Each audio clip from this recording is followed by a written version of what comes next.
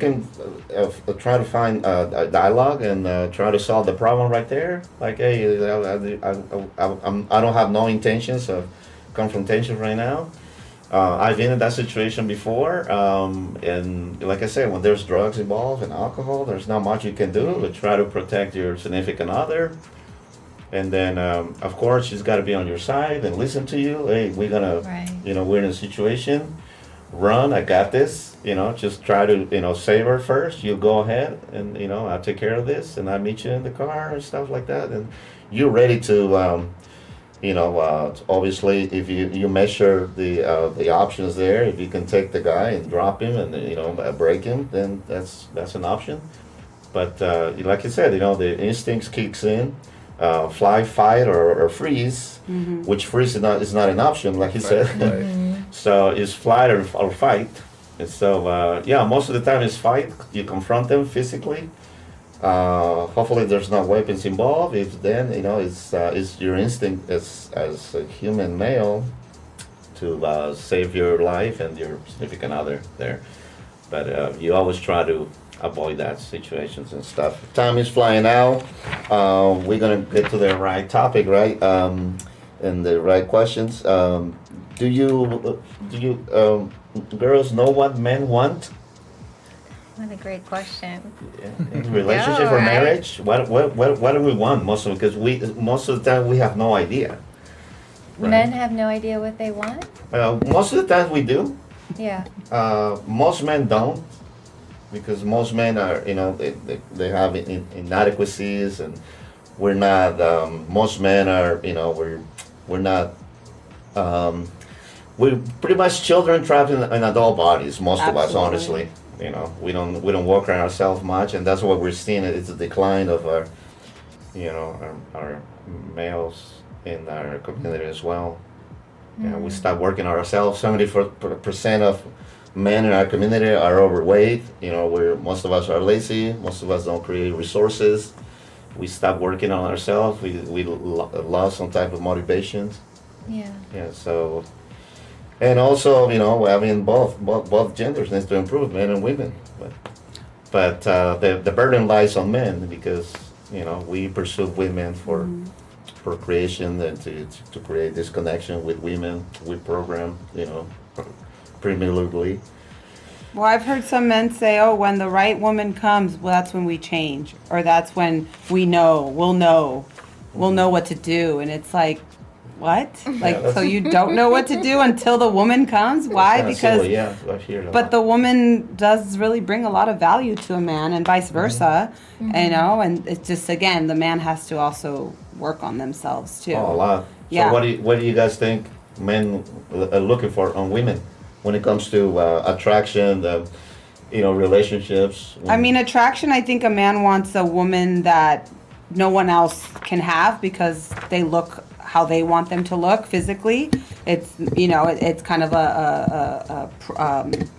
what's it called? Like mine, like not, but Like pride? Like prideful? yeah, like or- being prideful of your partner because, they may look how you want or whatever, and like no other man can touch them or have them. They're mine, but not in a possessive way, just like, I think men want that on the outside, but I think on the inside, men want a woman that will be there.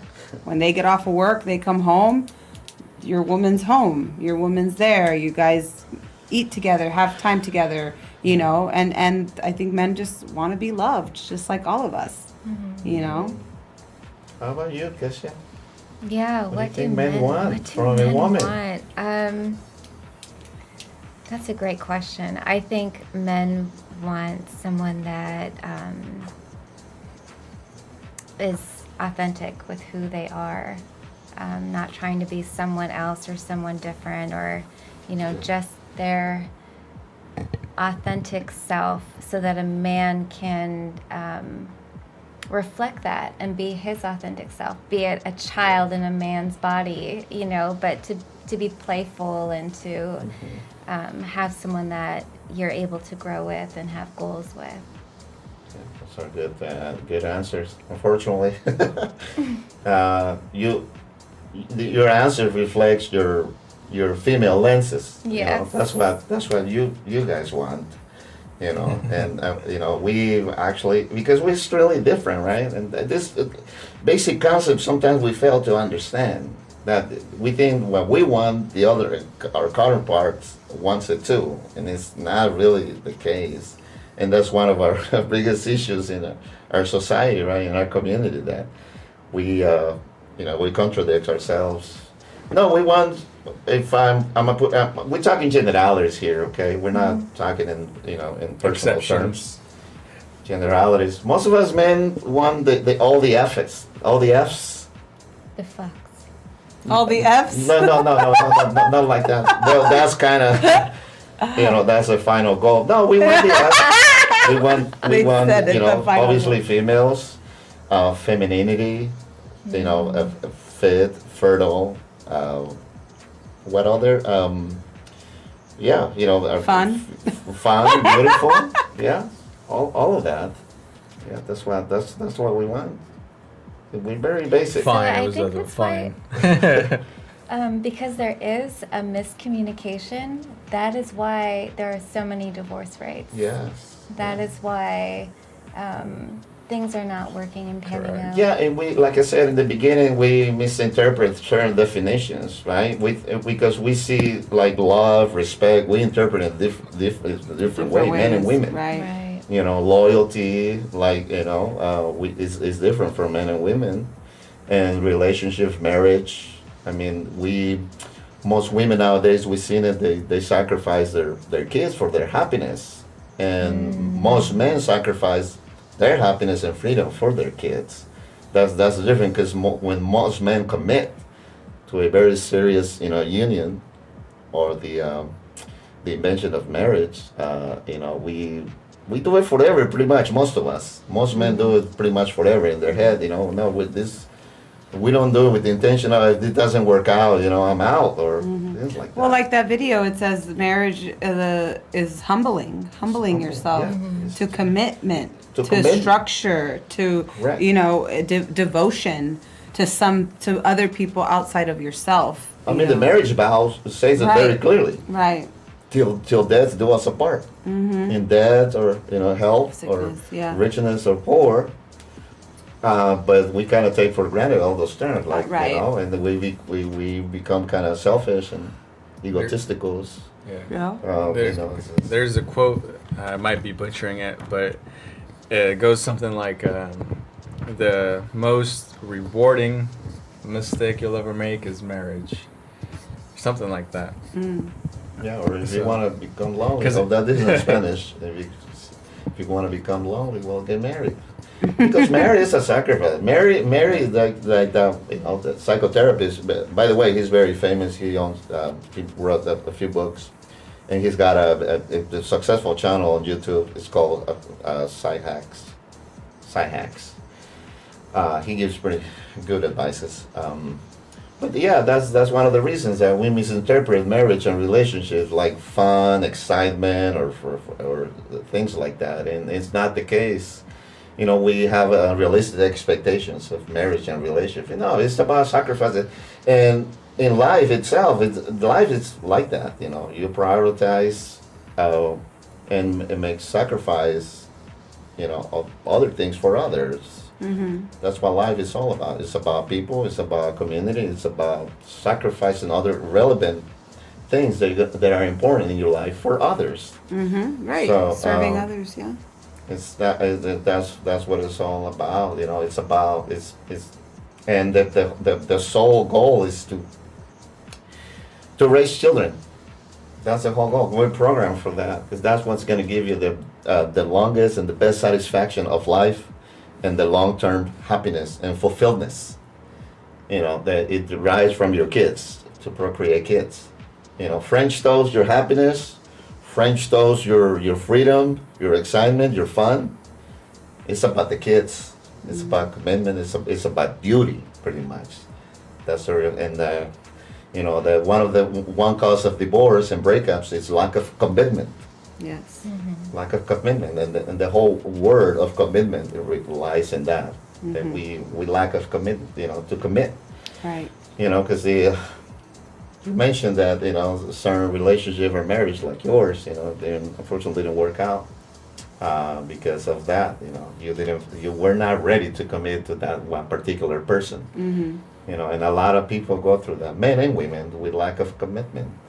And we're seeing it nowadays when hookup culture, which men and women don't want to get married anymore. We don't want to procreate. What that leads to a collapse of our own culture. All right. Our own society. Like we're not procreating anymore. And most women are procreating in their late 30s, which is high risk pregnancies and stuff like that. And so it creates. It's not just it's the whole collapse of our own society and our own culture, pretty much. Our own blood lineage. It's a bigger problem than just not getting married on divorces. I had a question for you, Kesia, because Yeah. I haven't really touched on your. You were married before? Because you have 4 kids. So. I do, yeah. Yeah, we were married. Trip down memory lane. Here we go. Trip down memory lane. We were married for a long time, but we were separated more than we were together. And so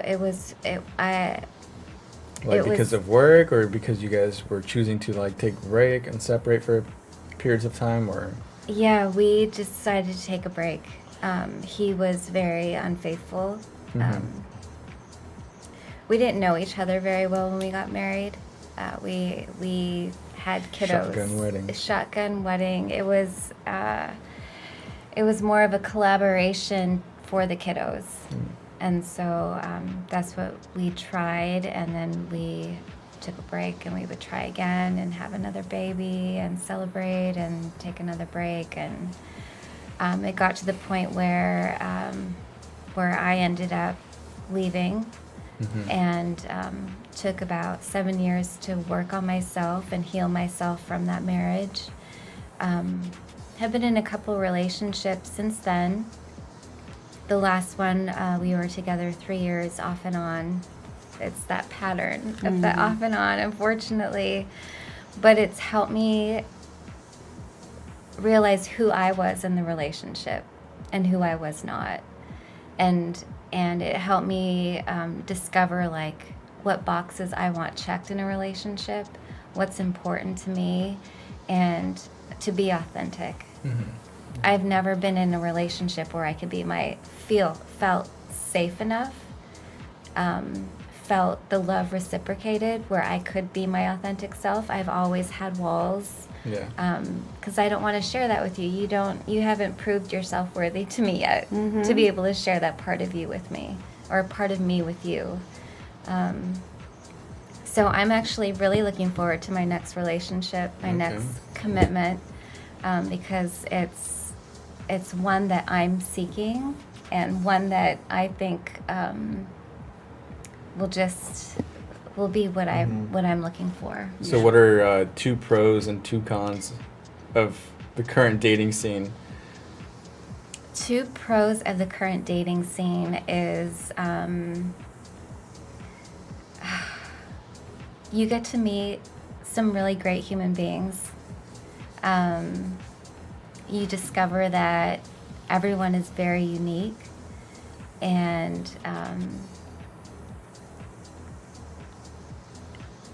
cons would be safety, because you are meeting strangers, and people are capable of doing bad things, and until you feel comfortable. So always be in public places. Definitely. Yeah. Would you agree this real quick? Would you agree that it's very difficult to find your optimal ideal man nowadays? Do I feel like Is it challenging? Is it taking too long? Is it hard? I am not rushing the process. I am not. I am really just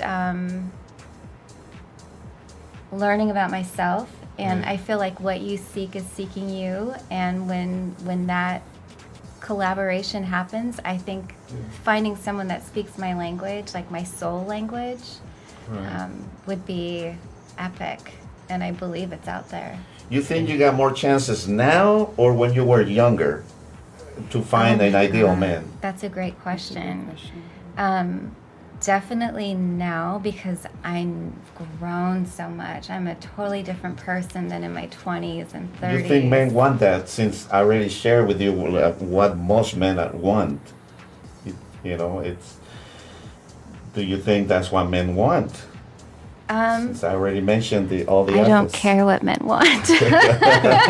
No, because I'm just kidding. this is important. It is important. It is important. I feel like if a man was just as focused on healing, I think a lot of what the problem is in relationship is there is no healing, and being vulnerable to that healing so that you can correct yourself and be a better human being, and so that a relationship collaboration would be something fruitful.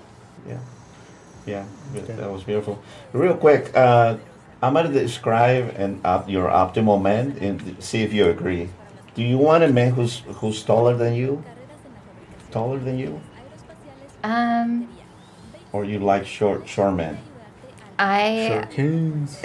short king. Be honest, please. I will be. Yes, tall. Taller than you? Taller than me. Maybe stronger than you? More competent, with intelligence, assertive, sure of himself, well spoken, right?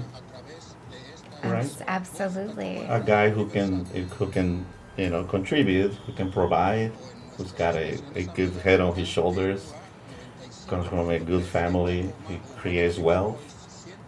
I don't know about the family part. I think that it's more about experience. I mean, a guy who's not a degenerate, a guy who's not a criminal. That's what I mean. A guy who's got a good established lifestyle, and he's got a good job. He's a good man. Strong, tolerant, intelligent, assertive, confident, right? That's what most women want, correct? Most No. women. I think it depends It depends. on the individual. Yeah. You like obese men, short? But see, that's all. I'm sorry. That's all. We try to keep it Superficial. reference. Yes, it's all superficial. I think women we want more depth in our men. Like what? What do you mean? Definitely. We want to be able to Character. They want sit at character. home, have everything turned off, and just sit there and talk, and have an open, honest, vulnerable conversation with my man. You want a man who can be vulnerable and cry in front of you? If that's how they feel, if they need to shed that, because we all cry, it's an emotion we have to feel and release, And to feel safe in and that feel safe in that. environment. Yeah, and build comfort with each other. Again, we are emotional, so Yeah. we do seek that in our partners. So you want to know another your partner who's emotional as well? Yeah, we don't recommend guys to never do that in front of their And that's unfortunate. I think that's their partner, unfortunate. because you can tolerate that maybe one time, maybe twice, but it's not conducive to a attraction. Unfortunately, it sounds very good and it sounds very honorable, but we notice that women lose respect and attraction from that gesture, from that little action. I mean, it sounds very good here. Yeah, well, I think it's situational. Everybody is different, you know. It sounds very good and honorable, but it's not. And I live that myself. It's not. Why would you take a chance? But from an outsider looking, I don't know you Yeah. personally, but you fit a very signature male attributes, like masculine. your Just energy, simply masculine. Simply masculine. Yeah. Whereas like your energy is masculine, I feel it, but it's more subdued. I feel like I could approach you easier than I could approach him. Yeah, we I appreciate your honesty. We recommend the guys. This is also a podcast to self-improvement and to teach, men and women, but there's more direct to men. That's a compliment. That and then it's a 50-50 chance that you. But yeah, if you like skydiving, if you go skydiving and the pilot tells you the chances of your parachute opening up is 50-50, man. I mean, you wouldn't do it. So, you're better off sharing, being vulnerable to your friends, male friends, because we kind of understand each other more, and you know, because if I'm your protector, if I'm your, you know, I'm the guy who you look up to, who you admire, and you know, it's kind of like, you know, and Eros can it can tell me if I'm wrong. I mean, he's in the military. If you see your commander in chief, you know, in charge of your group, and he starts crying, he starts like, I don't know what to do, freaking out. You know, you're not gonna feel, you know, you're not gonna trust that guy anymore, correct? It's kind of like you're gonna be like, man, I'm gonna lose my life. But I think you're asking a man to figure that out with another man. I'm talking about a woman to a man. I think we want that. We want to be able to see our man break down and be like, I lean on you just like you lean on me, and we work. You know, we help it each sounds other. beautiful, like I said, in theory. It sounds very beautiful in theory, but in practice, You I get what learned I'm that saying? myself. I mean, behind closed doors, to Yes. have that intimacy. Yes, that's Yeah. what I'm with talking your about. Because man. you're not gonna see that guy 'Cause that's what I the seek same is way intimacy. anymore. You're not So, gonna see that guy ever again. Let me give you a scenario and see if it would help. So let's say you want that vulnerability from a guy, right? Okay, so let's say, you know, your man, he's got a business, and behind this illusion of his business, you know, he seems like he's got everything taken care of. Like, it's a successful business, several employees, things are going great. You know, you're taking vacations, but then behind the scenes, he's not really telling you like what the struggles with the company are. And then so he's over here under that amount of pressure, that amount of stress, trying to, you know, paint the picture to you that things are going really smooth. You know, kids are still in private school, the whole 9 yards. And then one day he, you know, pulls you aside, you know, takes you maybe to a small dinner, whatever, and then he opens up about the real situation going on. Like, he's close to bankruptcy, and he starts breaking down and, you know, crying in front of you over what's really going on. He's being vulnerable. And now you're like, okay, shit, things got real. How would you feel like if he got vulnerable like that with you about the situation? I think of this. I think of the setting. For me, to have that big of a struggle on your back, I think a lot of empathy would come to mind, support, because stress kills. Stress kills, and for a man to be under that pressure, being a listening ear at that time, I think would be my role of action. But it wouldn't. It would. I think it would be a breath of fresh air for him, and maybe help him, or in your relationship, find the right path to go down. Talk about the future. Talk about, like, how are we going to solve this? What can I do to help you? Who can help us? You know, what are the next steps? Nancy? Yeah, I agree. I think showing empathy in that moment, you know, I think some women could fly off the handle, right, and be like, why didn't you talk to me about this sooner? Or what? But I think that's not what's necessary in that moment. That man is choosing to say, hey, I'm going to let you into something that's really vulnerable and may make me look weak or whatever. May make or break this Or relationship. yeah, but again, it's what your foundation is based on. If your foundation is based on that communication and that trust and openness, then you would hope that your partner would have come to you earlier. But if that's not the case, then figuring out a way to work together to... I'm gonna give you two scenarios real quick.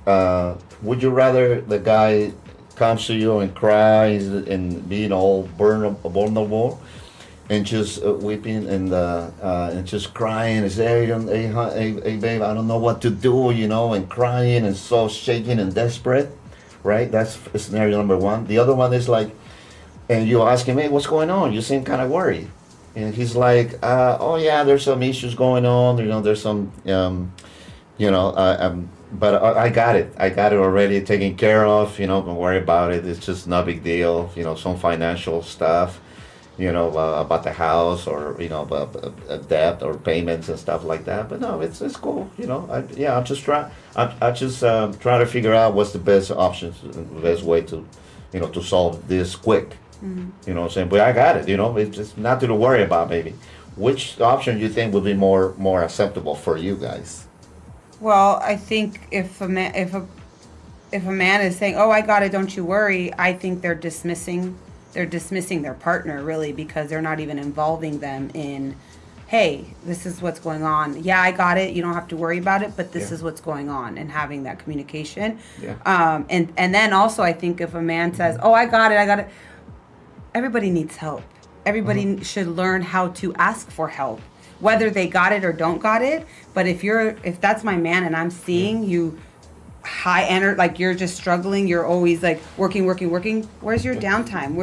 So honestly, I would rather have my partner come and say, "Hey babe, I got something to talk to you about," and start crying and say, "I'm sorry, I think I dropped the ball on something." Okay, let's talk about it. Okay, because to me, someone that's just, I got it, well, you don't have it. Then what am I here for? Yeah, maybe you're the exception. Am I not your helpmate? Yeah, you're the exception, but most women we have a point of content with that. It's just we've seen it, and this is not my opinion. Sure. They've done these studies, they've done this surveys, because most people give their best opinion when there's an anonymous. And most women, they say no. I opt for the option number 2. I rather have a man who can solve things, and not be vulnerable like that, and don't be weak like that. Because see, and that's the problem I have. That's the problem I have is the word. You might be the exception. It's these words that are attached to these things that which option would you choose, Kesia? Matter. They're not real. Which option? Option number 1, a vulnerable, weak, crying baby man. Oh my God. Or a man who can solve things by himself, and who can give you that, being assertive, being confident, and give you the assurance that there's nothing to worry about. I would not fully trust option 2. I feel like to be in that situation that knee deep, I don't know if I would really feel that he has it in control. I would prefer, as the exception, for him to have a transparent, full frontal truths, be it tears or no tears. Yeah. No, he does. I commend both your responses, but I think what you said earlier about, most women would probably break down, blah, blah, blah, give him shit. I think that would be most women right there. I think I have a theory. There's the elevated woman, elevated man. So yeah, a woman could say that, a man could say, "I got it," but an elevated woman, an elevated man, they're in a level of consciousness where they understand what I'm doing. It's not just for me, it's for everyone around me. So I need to also include others in order to flourish. And if a man can't break away their ego and say, I got it, that's an ego thing. Because everybody needs help, and they need to learn how to vocalize the help. Whether it's they cry or they don't cry, whatever. Crying is an emotion, and again, crying is something natural that happens. So that doesn't make you weak. That doesn't make you less than. It just shows you in a physical way, hey, I'm breaking down my walls. I'm here to explain what's happening. Are you here to support me? And how can we get through this? You learn a lot. And you about learn a someone. lot. Yeah, Yes. so some women responses are that because we interviewed a few women here in the past, and yeah, it's contradictory because in practice it's a different type of realm. Yeah, it's just that's why I asked you. You prefer a guy who's stronger than you, a guy who who competent, who's taller, strong, and confident, stuff like that, assertive, because those are very attractive attributes. But I want a man that matches my energy, so I carry that. I'm strong, I'm capable, I'm smart, and so I want my counterpart And to you have think the that's same. attractive for most men?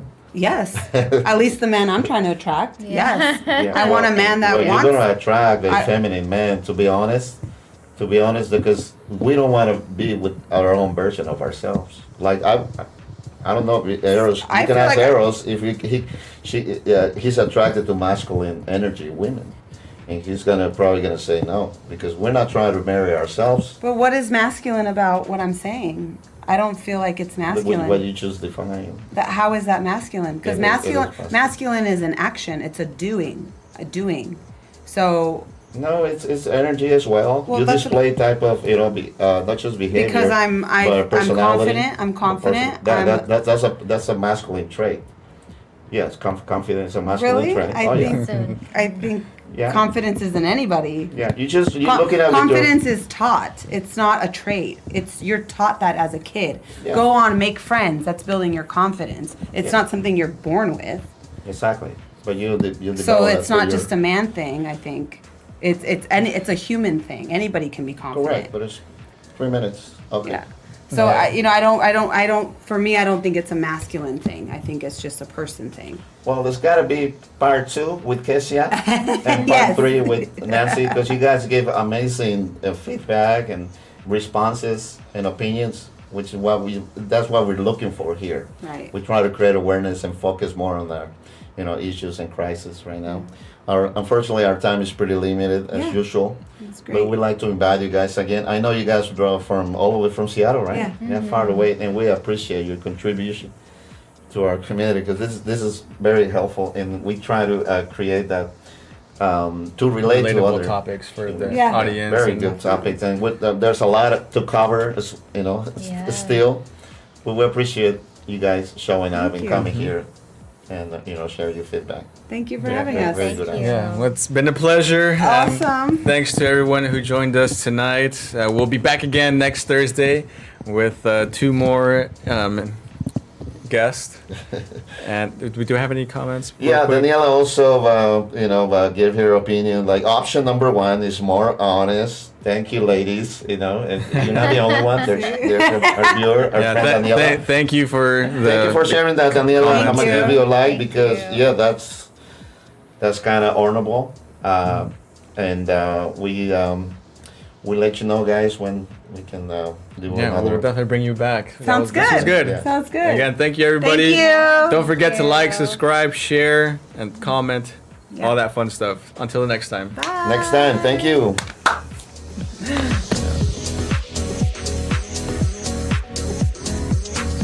The relationship on some level because they want to be able to look up to that man. They'll feel safe to the extent that they're confident in his competence to direct the relationship. Not all women, but a lot of women. And when men are afraid of stepping into that legitimate authority or leadership, not because they're necessarily men, but because they are competent and they have experience and they know what they're doing, they can have better outcomes. Men are raised to think that a marriage or a relationship should be an equal partnership, like the 50-50 relationship. Men were raised that way. Women were raised that way too. Got it, both sides. Yeah. Yeah. And I think that when men try to exercise that, they're trying to give women what they think that women want. When they are like deferential, it's like, oh, it doesn't really matter to me. What do you want to do? Or let's discuss this. A lot of women actually want a man who is leading the relationship on some level because they want to be able to look up to that man. They'll feel safe to the extent that they're confident in his competence to direct the relationship. Not all women, but a lot of women. And when men are afraid of stepping into that legitimate authority or leadership, not because they're necessarily men, but because they are competent and they have experience and they know what they're doing, they can have better outcomes.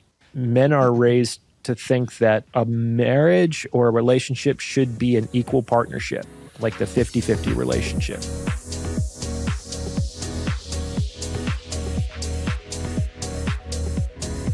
Boys now, I'm like, look, guys, your mother and I have decided to stay together, and that's your fault. Been with her for 22 years, and I think I speak for every married person in this room, men and women, that when I said I do, I didn't realize what I did. Right? Yeah, you know. But we have a very normal marriage. We're staying together for the kids. Over here, too? Yeah, it's okay. Yeah, hey. I don't blame. Look, they say if you get divorced, the kids might think it's their fault. So I sat my 2 boys down. I'm like, look, guys, your mother and I have decided to stay together, and that's your fault. Been with her for 22 years, and I think I speak for every married person in this room, men and women.